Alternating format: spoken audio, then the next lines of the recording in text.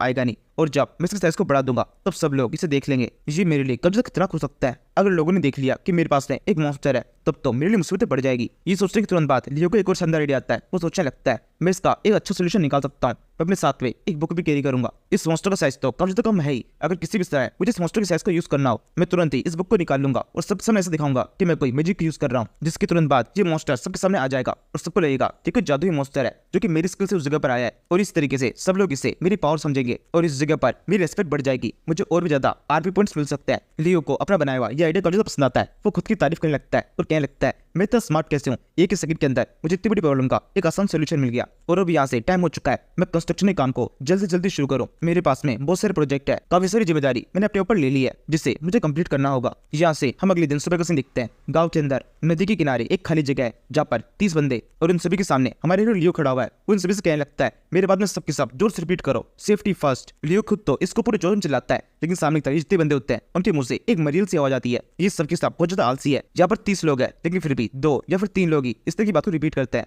ये देखकर लियो सोचने लगता है ये सारे सोल्जर्स एकदम बकवास है, इन्हें सैलरी दी जाती है लेकिन ये कुछ काम करते नहीं है, इसी वजह से ये बहुत आलसी हो चुका है, इनको मुझे लाइन पे लाना होगा। इसके बाद में लियो दोबारा से अपनी खुद की तारीफ करने लगता है। वो सोचता है मुझे खुद की दोबारा से तारीफ करनी चाहिए। ये सारे सोल्जर्स है जो कि फ्रंटियर फैमिली के लिए काम करते हैं। काफी लंबे टाइम से हमारे ऊपर कोई अटैक नहीं हुआ, इसलिए सारे बेकार बैठे थे। तो मैंने अपने फादर से बात करके इन सभी को अपने सर पे काम पे लगा लिया। अब मुझे इन्हें किसी भी तरीके की सैलरी देने की जरूरत नहीं है, सारी सैलरी उन सोल्जर के हिसाब से कटती जाएगी। इस तरीके से इस कंस्ट्रक्शन की वर्किंग कॉस्ट कम से कम होगी। ये सोचकर लियो कहता है सोल्जर्स मेरी बात ध्यान सुनो, हमें पूरे जोश में काम करना है, इसलिए सब किस तो मेरे साथ में आओ। तुम सभी को पता है मैंने इस जगह पर किसी वर्कर को हायर क्यों नहीं किया, सोल्जर्स को हायर क्यों किया, क्योंकि सोल्जर्स के पास में वो जोश होता है जो कि किसी दूसरे वर्कर के अंदर नहीं होता। तुम सबके सब जल्दी से उस तरफ देखो, वहां पर तुम्हें एक रेत का ढेर दिखाई दे रहा होगा। वहां पर वो गड्ढा मैंने किया है, सारी रेत को मैंने इकट्ठा किया है। तुम लोग यहाँ पर आने से पहले मैं यहाँ पहुंच चुका था और मैंने ये सारा काम उसी टाइम पे किया है। इससे तुम अंदाजा लगा सकते हो मेरी रफ्तार कितनी तेज है। वैसे असल में ये काम लियो ने नहीं किया है बल्कि उसके मॉन्स्टर ने किया है। वो पिछली रात को जब लियो अच्छी तरीके से इस मॉन्स्टर की टेस्टिंग कर रहा था,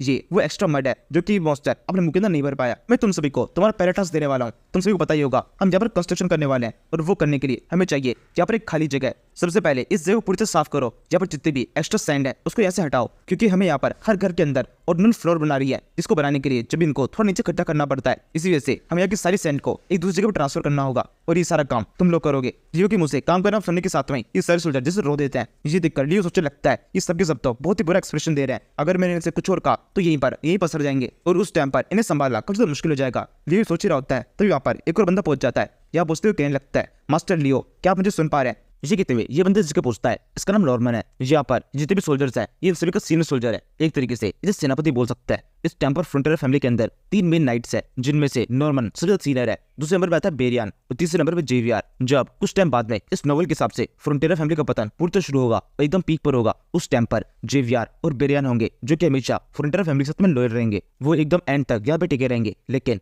केवल नॉर्मन होगा जो कि अपना रंग दिखा देगा। वो गद्दारी करते हुए तुरंत यहाँ से भाग जाएगा और जाकर कुछ दुश्मनों को जाके सारी राज बता देगा, जिस वजह से फ्रंटियर फैमिली के ऊपर जितना भी कर्जा है वो कर्जा और जितना बढ़ जाएगा। यानी कि एक तरीके से ये कहा जा सकता है हमारे हीरो लियो के मतलब फादर की डेथ के पीछे इसका भी एक हाथ है। अब यहाँ पर जब लियो इस बंदे नॉर्मन को अपने आप के सामने दिखता है, वो सोचने लगता है मुझे इसकी पोस्ट बिल्कुल भी अच्छी नहीं लग रही है, ये इस पोस्ट के काबिल नहीं है, मुझे इससे यहाँ से हटाना होगा। नॉर्मन ये कहता है मास्टर लियो आपने मेरी सेना को और मुझे यहाँ पर बुलाया था, आपको क्या काम है। लियो कहता है सर नॉर्मन आपको क्या लगता है मैं आपसे यहाँ पे क्या करने वाला हूँ, आप इधर तो देखिए, आपको क्या लगे वो मुझे बताइए। नॉर्मन कहता है वो तो मुझे समझ में आ रहा है, आज हम हमसे कराना की चाहते हैं, आप हमसे मिट्टी में काम करवाएंगे एक बेलदारों की तरह। वैसे आपके सामने मैं चीज क्लियर कर देना चाहता हूँ, हम सबके साथ सोल्जर है, इस तरह का काम हम बिल्कुल भी करने वाले नहीं है। इस तरीके का छोटा काम हमें दिया जाना हमारी इंसल्ट के बराबर है। ये सुनकर लियो सोचने लगता है इंसल्ट की बात कौन कर रहा है। इसे ये चीज तब याद नहीं आई जब ये इतने लंबे टाइम से फ्रंटियर फैमिली का पैसा खाता जा रहा है, ये लोग कुछ भी काम नहीं कर रहे, इसके बावजूद भी सैलरी तो इन्हें बराबर मिल ही रही है। अगर इन सारे सोल्जर्स को सैलरी देने की बजाय उस पैसे को अपने पास में रखते, तुम्हारे ऊपर जो कर्जा है ये ज्यादा बढ़ता नहीं, हमारे काफी सारे खर्चे यहाँ पर रिड्यूस हो सकते थे। ये सोचकर लियो कहता है मैंने फादर से परमिशन ले रही है। नॉर्मन कहता है नहीं इतना काफी नहीं है, अगर आपको यहाँ पर मेरे सोल्जर यूज करना है तो आपको उसकी परमिशन डायरेक्टली मुझसे लेनी होगी और इसकी परमिशन आपको बिल्कुल भी नहीं दूंगा। ये सारे सोल्जर लड़ाई के लिए है, ना कि ये सारा काम करने के लिए। आप अपने किसी पर्सनल काम के अंदर इन सोल्जर्स का यूज नहीं कर सकते हैं। आपको क्या लगता है मैं सही कह रहा हूँ। लियो कहता है हाँ बिल्कुल, तुम ठीक कह रहे हो, लेकिन तुम्हारे कहने का अंदाज मुझे बिल्कुल पसंद नहीं आया। लगता है तुम्हें सबक सिखाना पड़ेगा। लियो की इतनी सी लाइन कहने के साथ में नॉर्मन को बहुत ज्यादा गुस्सा आता है। ये सोचने लगता है एक छोटा सा बच्चा मुझे सबक सिखाने की बात कर रहा है। इसी समय लियो के अटैक शुरू होता है। वो जल्दी से अपने फाड़े को घुमा देता है और फिर कहता है चलो अब देखते हैं मैं तुम्हें कितना शानदार तरीके से सबक सिखा सकता हूँ, तैयार हो जाओ। लियो के इतना कहने के साथ में नॉर्मन के ऊपर ये अटैक पड़ जाता है, जिसे वो अपने हाथ से ब्लॉक करता है। सारे सोल्जर ये देख रहे होता है। लियो के अटैक से नॉर्मन के ऊपर कुछ इफेक्ट हुआ नहीं है, केवल उसके ऊपर कुछ मिट्टियां गिर गई है। असल में लियो यहाँ पर नॉर्मन के ऊपर कोई अटैक नहीं कर रहा था, केवल उसकी इंसल्ट कर रहा था, जो कि अच्छी खासी हो चुकी है। और नॉर्मन इस टाइम पर बहुत ज्यादा गुस्से में हो चुका है। नॉर्मन पूरी तरीके से अपना आपा खो देता है। और क्या लगता है तुम जानते हो तुमने कितनी बड़ी गड़बड़ कर दी है। मैं एक रेस्पेक्टेड नाइट हूँ और मेरे ऊपर इस तरीके से ऐसे मिट्टी उछालना ये तुम्हें एक बहुत बड़ी सजा दिला सकता है। तुम्हारी पूरी लाइफ तुम्हारी इस हरकत की बाद में बर्बाद हो सकती है। लियो ये सब कुछ कहते रहा होता है, लेकिन उसके मन में कुछ अलग ही चल रहा है। वो सोचने लगता है फ्रंटियर फैमिली वैसे भी खत्म होने वाली है, कुछ टाइम के अंदर इनका पतन पूरी तरह शुरू हो जाएगा। एक तरफ तो वो बाप इतना परेशान होकर बैठा हुआ है और वहीं दूसरी तरफ बेटा हर किसी के ऊपर इस तरह अटैक करता जा रहा है। अगर ऐसे चलता रहा तो फ्रंटियर फैमिली के केवल दुश्मन बचेंगे, सारे दोस्तों को ये ऐसे खत्म कर देंगे। तभी लियो कहता है वैसे आप एक नाइट है ना, तो कैसा रहेगा हम ये सब कुछ आपके तरीके से सुलझाएं। हम यहाँ पर अपने रैंक्स को भूल जाते हैं और एकदम नॉर्मल तरीके से एक दूसरे से फाइट करते हैं। मैं लो एंड फ्रंटेरा आपको फाइट के लिए चैलेंज करता हूँ। ये फाइट हम दोनों के बीच में होगी। नॉर्मन को यहाँ पर 1% भी लियो की इस मूव की उम्मीद नहीं होती है, लेकिन लियो ने पहले इससे कुछ सोच रखा है। इसके बाद में हमसे एक कैसे सीन दिखता है जहाँ पर वो जेवियर के साथ में है। वो उसे बताता है कि 1 महीने बाद में उसकी फाइट होने वाली है नॉर्मन के साथ में। जेवियर कहता है तुम जो जोश में उसे चैलेंज तो कराए हो, लेकिन क्या तुम्हें उम्मीद है तुम किसी भी तरीके से उसे हरा सकते हो? तुम पूरी तरीके से खुद के लिए कॉन्फिडेंट तो होना। लियो कहता है क्या बकवास कर रहे हो तुम, तुम्हारा दिमाग नहीं चल रहा क्या? तुम जानते भी हो वो कौन है? वो नॉर्मन है, जो कि एक लो लेवल का स्वॉर्ड एक्सपर्ट है। वो बहुत ज्यादा ताकतवर है। वो कई तरीके की स्किल्स को मेरे ऊपर यूज कर देगा। एक सेकंड में वो मुझे खत्म कर सकता है। उसके सामने तो मैं कुछ सेकंड में नहीं टिक पाऊंगा, एक भी अटैक डॉज नहीं कर सकता। नॉर्मन के सामने मैं कुछ भी नहीं हूँ। अगर मुझे उससे फाइट करनी है तो कुछ और सोचना होगा। मैं किसी भी तरीके से नॉर्मन से फाइट करके नहीं जीत सकता। इसलिए तुम भी अपनी घुटनों के ऊपर थोड़ा जोर डालो और मेरे लिए सोचो कि हम क्या कर सकते हैं कि किस तरीके से इस फाइट के अंदर मैं जीत जाऊं। लियो जब ये सब कुछ कह रहा होता है तो धीरे धीरे जेवियर का हाथ उसके स्वॉर्ड की तरफ बढ़ने लगता है। वो बस अब किसी भी समय लियो के ऊपर अटैक करने वाला है, लेकिन फिर वो किस तरीके से खुद को रोक लेता है। वहीं दूसरी तरफ लियो सोचने लगता है मैंने नॉर्मन को फाइट के लिए चैलेंज तो कर दिया है, लेकिन ये सब कुछ बिल्कुल आसान होने वाला नहीं है। नॉर्मन सबसे पहले जाकर बेरियन को इस बारे में बताएगा, उसको अपनी तरफ कर लेगा और बेरियन भी ऐसे करने वाला है क्योंकि वो बहुत वफादार है। लेकिन फिर भी मैं बेरियन से उम्मीद कर सकता हूँ जब ये फाइट होगी तो फाइट पूरी ईमानदारी से की जाएगी। लेकिन फिर भी फिलहाल तो ये फाइट पूरी तरह से एक तरफा है, जिसके अंदर नॉर्मन ही जीतने वाला है। वो मुझे आसानी से इधर उधर पटक के पीट देगा, इसलिए उसे हराने के लिए मुझे कुछ सोचना होगा। तभी एकदम से लियो को एक आइडिया आता है। वो जेवियर से कहता है जेवियर मुझे तुमसे एक काम है, क्या तुम इस 1 महीने के अंदर मुझे एटलीस्ट स्वॉर्ड चलाना सिखा सकते हो? ये सुनने के साथ ही जेवियर तुरंत ही मुंह पे मना कर देता है और इससे लियो का मुंह तो जाता है। वो उसका कारण पूछता है। जेवियर कहता है क्योंकि तुम बहुत ज्यादा घटिया हो। सबसे पहली बात मेरा काम तुम पर नजर रखना है, तुम्हें कुछ भी सिखाना नहीं। मैं तुम्हारा कोई टीचर नहीं हूँ। और इसके अलावा दूसरी और सबसे इंपॉर्टेंट बात, तुम्हारे दिमाग के अंदर कब क्या चल रहा होता है कोई भी समझ नहीं सकता। अगर मैंने तुम्हें ये स्वॉर्ड स्किल सिखा दी तो उसको तुम हमेशा गलत यूज करोगे। यहाँ पर सभी लोग जानते हैं तुम ह्यूमंस के रूप में एक कचरा हो। अगर मैंने तुम्हें यहाँ पर कोई भी स्वॉर्ड स्किल सिखा दी तो तुम बाकी लोगों के लिए खतरा बन जाओगे। लियो कहता है वैसे क्या तुम्हें नहीं लगता कि तुम आजकल मेरे सामने कुछ ज्यादा ही ओपनली हो चुके हो? मेरे को इस तरीके से बोलना बिल्कुल भी ठीक नहीं है। मैं यहाँ पर अभी भी तुम्हारा मास्टर हूँ, लेकिन चल छोड़ जाने दो। अगर तुम मुझे सिखाना नहीं चाहते तो मैं तुम्हें किसी भी तरीके से प्रेशराइज नहीं करूंगा। वैसे मैं सोच रहा था अगर तुम मुझे सिखा दोगे तो उसको सिखाने के बदले में तुम्हें वो जो बीमारी है इंसोमेनिया, मैं उसे ठीक करने की कोशिश कर सकता हूँ। मेरे पास में उसका क्योर है। वैसे इंसोमेनिया एक बीमारी है जिसके अंदर जिसको बीमारी होती है उसे स्लीपिंग इश्यूज हो जाते हैं। और ये सुनकर जेवियर काफी हो जाता है और सोचने लगता है उसने आज तक ये बात किसी को भी नहीं बताई, तो लियो को ये कैसे पता चल गई? और वैसे इसका जवाब तो हमें बताई है। लियो ने पूरी नॉवल पढ़ ली है तो उसे भूत भविष्य वर्तमान सब कुछ पता है। नाइट ऑफ ब्लड के इस पूरे वर्ल्ड के अंदर जितने भी स्वॉर्डमैन्स हैं उन सभी को 4 रैंक्स में बांटा गया है, जिनमें से सबसे ऊपर होता है स्वॉर्ड मास्टर, सेकंड नंबर पे high level sword expert, third पे होता है मिड लेवल और सबसे आखिरी में होता है लो लेवल। और यहाँ पर जो हमारे जेवियर है वो एक हाई लेवल का स्वॉर्ड एक्सपर्ट है। इसी वजह से उसके सारे सेंसेस बहुत तेज हो चुके हैं। वो एक सुपर ह्यूमन की तरह है जहाँ पर कोई भी उसे फाइट में नहीं आ सकता है। लेकिन इसी वजह से इसको बीमारी हुई है। इसके सेंसेस इतने तेज हो चुके हैं कि सोते हुए भी मुझे जागता रहता है। ये ठीक से सो नहीं सकता। इसे एक तरीके से हाई लेवल स्वॉर्ड एक्सपर्ट होने का एक साइड इफेक्ट कह सकता है। और इसी वजह से नोवेल के हिसाब से इस बीमारी को ठीक करने का कोई भी रास्ता है ही नहीं, क्योंकि ये बीमारी पूरी तरीके से जेवियर के पावर से जुड़ी हुई है। और अगर जेवियर सच में इस बीमारी को ठीक करना चाहता है तो उसे इस पावर को भी छोड़ना होगा। यहाँ पर ये बात लियो को भी पता है, लेकिन वो जेवियर को स्वयं बताता नहीं है। उसे कहने लगता है तो फिर हमारे बीच में हम डील कर ले, मैं तुम्हें इस बीमारी को ठीक करने का वादा करता हूँ। और वैसे तुम्हें ज्यादा सोचने की जरूरत नहीं है कि मुझे इस बारे में कैसे पता। तुम्हारे चेहरे को देखकर साफ पता पड़ता है कि तुम्हें इंसोमेनिया है। ये सुनो जेवियर पहले कुछ सेकंड को सोचता है और फिर कहता है तो फिर ठीक है हम ट्राई करते हैं। ये सुनने के साथ में लियो काफी खुश जाता है और कहने लगता है कि सच में तुम इसके लिए तैयार हो गए? जेवियर बोलता है तुम ज्यादा खुश होने की जरूरत नहीं है, मुझे पूरा यकीन है कि ज्यादा लंबा नहीं चलेगा और तुम फेल हो जाओगे। ये सुनकर लियो और जो जोश में आ जाता है और फिर कहने लगता है यकीन मानो मैं बिल्कुल भी हार मानने वाला नहीं हूँ। तुम्हें जितनी भी शॉर्ट स्किल्स आती है अब वो सारी मेरी होगी। तुम एक ही करके वो सब कुछ मुझे सिखाओगे। यहाँ से सीन शिफ्ट होता है। हम अगले दिन सुबह का सीन देखते हैं। लियो की ट्रेनिंग शुरू हो चुकी है। जेवियर उससे कहने लगता है इस पूरे ग्राउंड के 50 चक्कर लगाओ, ये तुम्हारा पहला टास्क होगा। जेवियर जब भी कहता है तब लियो पूरी तरह आधी नींद में होता है। वो फिर उसकी बात मानकर इधर चक्कर काटने लगता है। इस तरह से भागते वक्त लियो की स्पीड बहुत ज्यादा स्लो होती है। जेवियर ये देखकर सोचने लगता है इसकी स्पीड तो अभी से काफी ज्यादा स्लो है, 50 चक्कर काटने में तो इसको पूरा दिन लग जाएगा। और जहां तक मैं इसके तो जानता हूँ कि यहीं पर हार मानने वाला है, आज के दिन में ही इसकी ट्रेनिंग खत्म हो जाएगी। जेवियर ये सब कुछ सोच रहा है और लियो लगातार भागता जा रहा है। इस ग्राउंड का पूरा चक्कर लगाने के बाद में वो दोबारा से जेवियर के पास में आता है और फिर से कहने लगता है तुम मुझसे ये भागने वाला काम क्यों करा रहे हो? इससे अच्छा तुम मुझे कोई शानदार सी स्किल सिखा दो जो कि मेरे फाइट में काम आ जाए। जेवियर यहाँ पर लियो को कोई जवाब नहीं देता। लियो दोबारा से इस ग्राउंड को चक्कर काटता है और फिर दोबारा उसके पास में कहने लगता है मुझे पता है तुम्हारी सजेस्ट क्या है। तुम चाहते हो कि मैं ये सब चक्कर काटते वक्त ही तुम्हें खुद ही मना कर दूं कि मुझे तुमसे कोई ट्रेनिंग नहीं लेनी है, लेकिन मैं तुम्हारी इस चाल में नहीं फंसूंगा। तुम चाहे कुछ भी कर लो, मुझे सीखना तुमसे ही है। ये कहने के बाद में लियो दोबारा से इस ग्राउंड के चक्कर काटता है और फिर दोबारा जेवियर के पास में आकर उससे कहने लगता है तुम देख रहे हो मैं अभी भी थका नहीं हूँ और इस ग्राउंड के 50 चक्कर काटने के बाद में मैं तुमसे अच्छी तरह ट्रेनिंग लूंगा। तुम कुछ भी हो जाए अभी फिलहाल तो मुझसे पीछे नहीं छोड़ा सकते। लियो ये कहते हुए बहुत जोर हंस रहा होता है और उसे देखकर क्लियरली पता चल रहा है कि वो बहुत बुरी तरह थक चुका है और किसी समय वो बेहोश होकर गिर सकता है। लेकिन लियो यहाँ पर जो कुछ भी कह रहा है ये सब कुछ पूरी तरह सही है। जेवियर सच में यही चाहता है कि लियो किस तरीके से इस ट्रेनिंग के लिए मना कर दे। लेकिन लियो यहाँ पर जेवियर से कई स्मार्ट है। वो दोबारा से आगे चक्कर काटता है और फिर कहने लगता है मैं जल्दी से इस ट्रेनिंग खत्म करूंगा। जेवियर अब तुम मेरी स्पीड देखो, मैं कितनी देर में यहाँ के 50 चक्कर कंप्लीट करता हूँ। ये कहते हुए लियो अपनी स्पीड को बढ़ाता है और फिर सोचने लगता है ये सब कुछ मेरे लिए बहुत ज्यादा बुरा नहीं है। मेंटली मैं इस काम को बड़ी से कर सकता हूँ। मेरी बॉडी कब ज्यादा कमजोर है, मेरे को यहाँ भागना कब ज्यादा जरूरी है। जब मैं नॉर्मल वर्ल्ड के अंदर था उस टाइम पर भी मैं इससे जाते ही स्पीड से दौड़ पाता था। ये सोचने के बाद में लियो जब नॉर्मल वर्ल्ड के अंदर था वाकई कुछ चीजों को याद करने लगता है। उसे याद आता है वो किस तरीके से एक छोटे से कमरे में रहता था। उसके साथ में कोई था नहीं जो कि किसी भी तरीके से उसका वेलकम कर सके। यानी कि लियो एक अनाथ है। पिछले फ्लैशबैक में जहाँ लियो के फादर दिखाया गया था उसकी भी अब डेथ हो चुकी है। और जैसा कि लियो ने पहले बताया था कि वो मिलिट्री में काम करता था, वहाँ पर वो एक कंस्ट्रक्शन वर्कर था जिसमें उसका मेन काम था पूरे दिन ईंटों को उठाकर बिल्डिंग की एकदम ऊंचाई तक लेके जाना। लियो की ये लाइफ अभी की लाइफ से कई ज्यादा बुरी थी क्योंकि उसके अंदर उसे बहुत ज्यादा मेहनत करनी पड़ती थी और ये सिलसिला केवल कुछ टाइम का नहीं बल्कि कई सालों तक का था। लियो ने नॉर्मल वर्ल्ड के अंदर कई सालों तक ये लोड अनलोड का काम किया है। वो हर समय ये उम्मीद करता था कि एक टाइम ऐसा आएगा जब उसे इस काम से आराम मिलेगा। उसे कभी ना कभी जरूर लाइफ के अंदर एक उम्मीद की किरण दिखाई देगी जिसके बाद में वो जरूर से अभी वो जो कुछ भी कर रहा है उससे आराम पा लेगा। लेकिन ऐसा कभी हुआ नहीं। लियो की लाइफ जैसी थी हमेशा वैसी ही बनी रही जब तक वो इस नोवेल के अंदर नहीं आ गया। इसके बाद में ये फ्लैशबैक खत्म होता है। हम लियो को दोबारा देखते हैं जो कि अभी भी लगातार भागता ही जा रहा है। जैसे कि लियो ने पहले कहा था उसकी फिजिकल बॉडी तो काफी ज्यादा कमजोर है लेकिन मेंटली वो काफी स्ट्रॉन्ग है। इसी वजह से वो काफी ज्यादा थके होने के बावजूद भी लगातार भागते जा रहा है और अब शाम हो चुकी है अभी भी वो भागे जा रहा है। उसके चेहरे के ऊपर एक हल्की स्माइल है। वो हंसते हुए कहने लगता है चाहे मुझे यहाँ पर कितने चक्कर काटना पड़े, मेरी बॉडी के अंदर कितना दर्द हो, लेकिन मैं रुकूंगा नहीं। ये पेन जो कि अभी मैं फील कर रहा हूँ ये तो कुछ भी नहीं है मेरी नॉर्मल लाइफ से।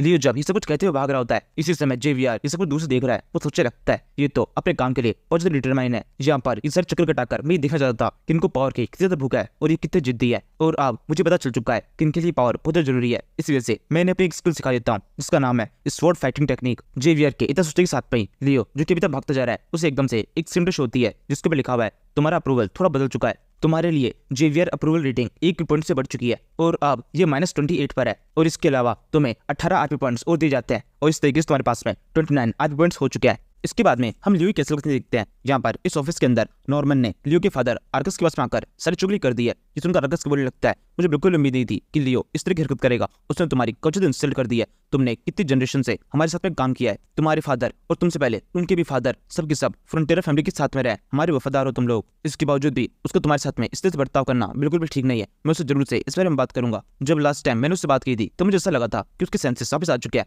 वो जिम्मेदार हो रहा है, लेकिन शायद से मैं पूरी गलत था। वो अभी भी पहले जैसा ही है। कुछ भी करने से पहले वो ज्यादा सोचता नहीं है और किसी के लिए भी उसके मन में कोई रिस्पेक्ट भी नहीं है। मुझे पता है तुम यहाँ पर क्या चाहते हो। तुम चाहते हो तुम्हारी फाइट लियो के साथ में ना हो, लेकिन इसे रोकने का मेरे पास में राइट नहीं है क्योंकि लियो ने तुम्हें फाइट के लिए चैलेंज किया है और तुमने उसके सामने उसे एक्सेप्ट कर लिया तो तुम्हें ही फाइट करनी होगी। लेकिन क्योंकि लियो मेरा बेटा है इसलिए मैं चाहता हूँ तुम उसके साथ में थोड़ा अनवाइज से पेश आओ। जब तुम्हारी और उसकी फाइट हो तो तुम जैसे चाहो वैसे उसको अटैक कर सकते हो, लेकिन बस एक काम करना, उसे जान से मत मारना। केवल इतना पीटना कि उसके सेंसेस वापस ठिकाने पर आ जाए, उससे एहसास हो जाए कि वह किसी से ऐसे फाइट नहीं कर सकता है। अपने से ताकतवर लोगों की उसको रेस्पेक्ट करनी ही चाहिए। ये सुनकर नॉर्मन आर्कस की बातों समझ जाता है और फिर कहने लगता है ठीक है मास्टर, मैं इससे ध्यान रखूंगा, जैसा आप चाहते हैं बिल्कुल वैसे ही होगा। जैसे नॉर्मन के चेहरे के ऊपर एक हल्की स्माइल आती है। वो पीछे से घूमता है और फिर सोचने लगता है आर्कस जैसे तुम कह रहे हो वैसा बिल्कुल भी होने वाला नहीं है। जब हमारे बीच में फाइट होगी वो उस लड़के का आखिरी दिन होगा, क्योंकि वो इस फैमिली का आखिरी वारिस है। मैं सबसे पहले उसे खत्म करूंगा और उसके बाद में अगला अटैक तुम दोनों के ऊपर होगा। तुम्हें और तुम्हारी वाइफ को खत्म करने के बाद में सबके सामने मैं ये प्रूफ कर दूंगा कि उन दोनों सुसाइड कर लिया, और उसके बाद में फ्रंटेरा फैमिली पूरी तरीके से मेरी मुट्ठी में होगी। ये किला, ये विलेज, सबके ऊपर मेरा काबू होगा और मैं यहाँ का नया किंग बन जाऊंगा,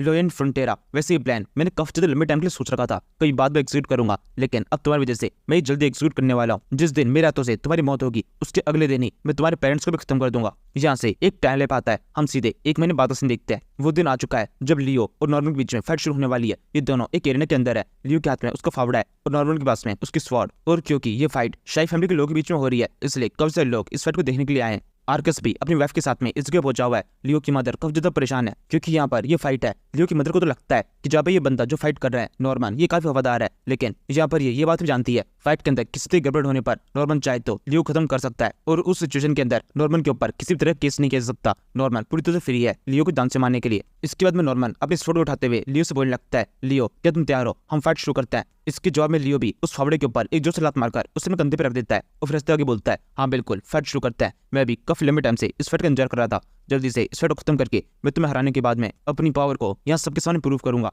लियो के इस डायलॉग को देखकर आसपास के जितने भी लोग होते हैं उनमें से एक बंदा बोलने लगता है, ये क्या हो रहा है, ये लियो तो इस फाइट के अंदर एक फावड़े का यूज करने वाला है, क्या सच में लगता है एक स्वॉर्ड को ये फावड़े से हरा देगा। दूसरा बंदा बोलता है, ये यहाँ पे चाहे किसी भी वेपन का यूज कर ले, किसी भी तरीके से नॉर्मन को तो फाइट में नहीं हरा सकता है, क्योंकि नॉर्मन बहुत ज्यादा ताकतवर है, लेकिन फिर भी इस लड़के को अपना पूरा जोर लगाना चाहिए, एटलीस्ट एक फावड़े का यूज तो नहीं करना चाहिए। तीसरा बंदा बोलता है, मुझे तो ऐसा लग रहा है ये अभी से हारने से पहले ही अपने लिए बहाने को रेडी कर रहा है, ताकि बाद में ये कह सके किसके पास में एक प्रॉपर वेपन नहीं था, इस वजह से फाइट में हार गया। इसी समय दूसरी तरफ नॉर्मन को ये भी इंसल्ट करी होती है। वो सोचा लगता है इस लड़के को अपने ऊपर इतना कॉन्फिडेंस है, किसे लगता है ये एक फावड़े का यूज करके मुझे फाइट में हरा देगा। इसी समय जेवियर जो कि साइड में खड़ा होकर इन सभी के चेहरे को देख रहा है, वो सोचा लगता है मुझे अब समझ में आ रहा है लियो ने अपने पास में उस ब्लैकस्मिथ को क्यों बुलवाया था। उसने उस ब्लैकस्मिथ की वजह से अपने लिए एक शानदार फावड़ा बनवाया है, इसके अंदर पूरी तरीके से मेटल का यूज किया गया है। यहाँ पर सबको लग रहा है इस फाइट के अंदर ये शवल पूरी तरह से बेकार है, लेकिन ऐसा नहीं है। यहाँ पर बाकी लोगों की तरह ही आर्कस भी लियो के बारे में काफी बुराई सोचने लगता है। वो जेवियर से बोलता है, ये सब क्या हो रहा है, ये लड़का यहाँ पर सबके सामने हमारी पूरी इंसल्ट कराएगा, इसको लग रहा है ये फाइट एक मजाक है जिसको ये एक शवल की मदद से जीत सकता है। जेवियर ये सुनकर भी हमेशा की तरह शांत रहता है और सोचने लगता है नहीं ये मजाक नहीं है, लियो ने इस चीज की बहुत तैयारी की है। पिछले 1 महीने जब ये मेरे साथ में ट्रेनिंग कर रहा था तब मैंने इसकी परफॉर्मेंस देखी है, मुझे लगता है फाइट के अंदर काफी कुछ शानदार होगा। पिछले 1 महीने में मैंने देखा है इसका स्टेमिना काफी शानदार है, मैं जो भी टास्क देता हूँ उसे काफी अच्छी तरीके से ये कंप्लीट कर देता है। इसकी फिजिकल बॉडी काफी तो कमजोर है, इसके बावजूद भी उन टास्क को कंप्लीट करना काफी ज्यादा चौंकाने वाली बात है। नॉर्मल तौर पर अगर मैं किसी लियो जैसे बंदे को फुल सेट टास्क दूंगा तो उन टास्क को कंप्लीट करने के बाद में उसकी हालत पूरी तरह खराब हो जाएगी, लेकिन लियो के साथ में कभी वैसा नहीं था। वो उन टास्क को कंप्लीट करने के बाद में अपने कंस्ट्रक्शन काम के ऊपर भी पूरा फोकस करता था, और जब ये सब कुछ करने के बाद में वो पूरी तरह थका हुआ होता था, उसकी बॉडी के अंदर बिल्कुल जान नहीं होती थी, तब भी वो आराम नहीं करता था, बल्कि सोने के बजाय पूरे समय शॉर्ट ट्रेनिंग करता रहता था। और ये सब कुछ हर रोज तब तक चलता था जब तक उसे फाइट करते करते ही नींद नहीं आ जाती। इसलिए यहाँ पर यह कहना पूरी तरह गलत होगा कि इन्होंने इस फाइट को पूरी तरह मजाक में लिया है। मैं अब तक मास्टर लोयन के साथ में जितने भी टाइम से हूँ उन सभी में से सबसे सीरियस वो आज ही है।